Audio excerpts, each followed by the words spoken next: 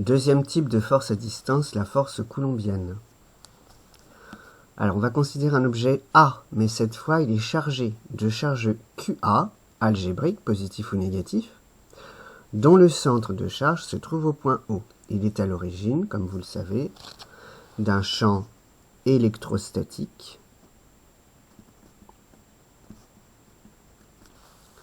en un point P de l'espace, noté champ E créé par A au point P dont les caractéristiques ont été données donc précédemment.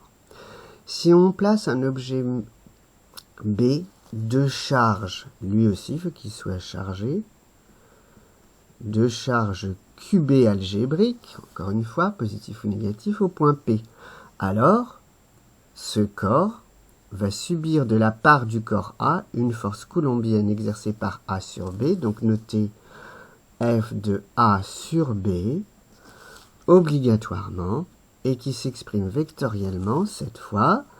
Alors attention, c'est une force électrostatique. Voilà. F de A sur B est égal à la charge de B fois le champ électrostatique créé par A au point P. Toutes les petites indices sont importants. C'est-à-dire F de A sur B, je le réécris ici, va être égal à QB multiplié par la K fois QA sur la distance DOP au carré UOP. C'est-à-dire encore K fois QA fois QB sur DOP au carré UOP. Alors attention, quelle est la différence avec le champ et avec la force gravitationnelle? C'est qu'ici on a les charges et que là on a un petit k. Et attention, il n'y a pas de moins dans la formule ici pour que ça fonctionne parfaitement. Et là c'est toujours la distance entre les deux centres des deux objets, cette fois au carré. O étant le centre de l'objet A et P étant le centre de l'objet B. Alors de manière identique, on a F de B sur A qui vaudra, on fait attention, QA fois le champ créé par cette fois B mais au point O, c'est-à-dire QA multiplié par QB, ou plutôt K fois QB sur DOP au carré, mais attention, c'est plus UOP, c'est UPO. C'est-à-dire encore K, QA, QB sur DOP au carré, UPO. Qu'est-ce qu'on peut dire? On peut dire finalement que F est collinéaire à E, F de A sur B collinéaire au champ E créé par A en P, avec comme coefficient QB, mais F est également collinaire à UOA au P, collinaire à UPO pour l'autre, et la norme, prends ce cas-là par exemple, est égale à K QA QB sur DOP au carré fois la norme de UOP qui vaut 1. Donc, pardon, je me suis trompé, mais là, il n'y a qu'un seul trait. Et donc, c'est égal à K QA QB, mais attention, eux ont des normes, ont des valeurs soit positives, soit négatives, donc je suis obligé de garder la valeur absolue ici, fois DOP au carré multiplié par 1. Voilà. Alors, soit on met une grande valeur absolue autour de QA et QB, soit on met une valeur absolue de QA fois la valeur absolue de QB. Ça, c'est dans le cas, donc, général. Ça, c'est en mètres. Ça, chaque charge est en coulomb. Et ça, ce sera en newton. K, c'est pas la peine de la prendre par cœur, mais c'est en newton, mètre carré, coulomb moins 2. Alors, on va faire l'exemple par exemple. Parce que qu'est-ce qui va changer? On a parlé de la norme. Bien évidemment, la direction, ça va être celle de la droite UOP, la droite UPO, donc c'est la même chose. Mais cette fois, le sens. Eh bien, le sens, il faut regarder, par exemple, pour F de A sur B en fonction de UOP, le signe du coefficient de collinarité. Et là, on va avoir des cas différents, parce que QA et QB sont soit positifs, soit négatifs. Il va y avoir 4 cas. soit QA et soit QB sont positifs, soit QA est négatif et QB positif, soit QB est négatif et QA positif, soit les deux sont négatifs. Alors on va faire par exemple ensemble ce cas-là. Supposons que l'objet A, il soit ici, donc de centre O, et l'objet B soit là, de centre P. Je fais très attention, je regarde d'abord le cas, donc on a objet A, et QA dans cette case-là est négatif. Là on a un objet B avec QB dans ce cas-là qui est positif.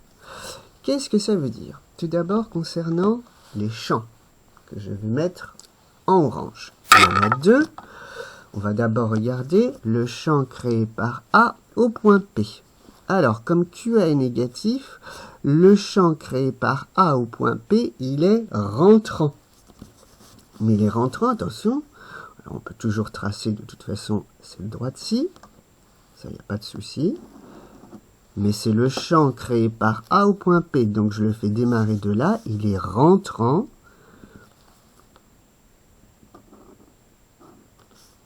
Je le mets en orange ici, ça c'est E, surtout on ne se trompe pas, créé par A au point P. Et qu'est-ce qu'on voit? La force, soit on utilise ça, soit on utilise celle-ci. Prenons celle-ci. F de A sur B c'est égal à QB EAP.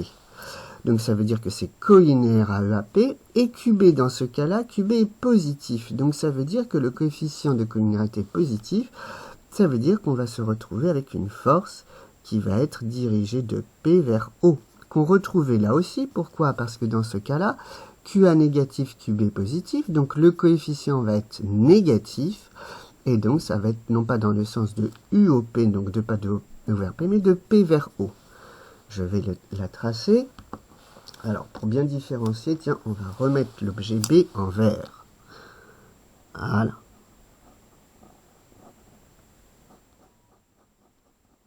Eh bien, cet objet B, si on regarde les forces qui s'exercent dessus, il va y avoir une force, F de A sur B, qui, comme on vient de le voir, dans ce cas-là, est de même sens que EAB et de sens opposé à UOP.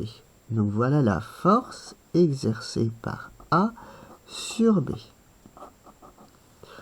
Maintenant, je regarde l'autre.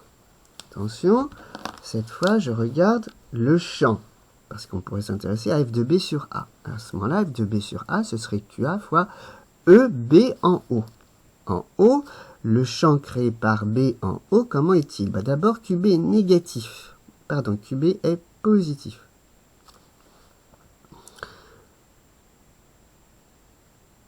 Donc ça veut dire qu'il est sortant, ce champ. Il est sortant en commençant haut, par rapport donc à P qui est là. QB est positif, le champ est sortant, donc il n'a absolument aucune raison d'avoir exactement la même distance, parce que c'est pas la même valeur, hein. On a d'une part QB et l'autre c'était QA. Eh bien, je vais le faire par exemple tout petit. Voilà, pourquoi pas. Hop, ça c'est le champ E créé en haut par B. Il est sortant parce que QB est positif. Attention, sortant par rapport à B qui est là. Et la force, que je vais noter en violet, en bleu violacé, exercée par B sur A, cette fois, quelle est-elle? C'est QA fois EB en haut. Donc on voit qu'elles sont collinaires à ce que je viens de noter en orange ici, mais QA dans notre cas est négatif. Donc ça veut dire qu'ils sont en sens opposé. La force va être donc de l'autre côté. Mais on a vu que les deux normes étaient positives. Ça, je ne l'ai peut-être pas fait remarquer, mais si vous prenez la norme de ça et la norme de ça, vous allez trouver la même chose. Donc, si ici, ça mesurait 2 cm, et un petit peu moins, et bien ici, il va falloir que ça mesure également 2 cm, mais un petit peu moins. Je vais le faire arriver là. Voilà. Sachant que ce vecteur violet et le vecteur vert qui est juste à côté doivent avoir exactement la même distance. Et ça, c'est F de B sur A. Alors, qu'est-ce qu'on retrouve? Ben, on retrouve quand même quelque chose de fondamental. Les champs, il a fallu les marquer, faire très attention. Mais on retrouve que F de A sur B et F de B sur A sont des forces attractives. Et ça, en fait, vous le savez, lorsque deux objets sont de charge opposée, ils s'attirent entre eux. Eh bien, on le retrouve grâce à l'étude complète que nous avons faite ici en utilisant les nouvelles définitions des forces électrostatiques F de A sur B, puis F de B sur A. À vous de faire ce cas-ci, ainsi que les deux cas qui sont juste en dessous.